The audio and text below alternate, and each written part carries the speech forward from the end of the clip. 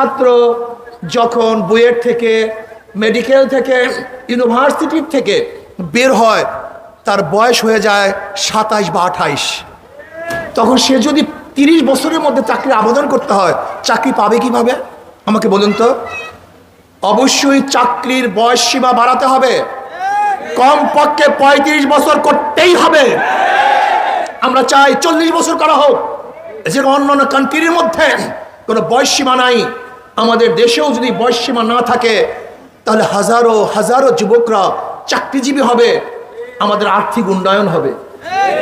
এবং আমাদের যেই সমাজগুলির মধ্যে দুর্ভিক্ষ চলতেছে, যারা বেকার থাকার কারণে চরিত্র খারাপ হচ্ছে, তাদের চরিত্র খারাপ হবে না, তাদের চরিত্র ভালো হয়ে যাবে।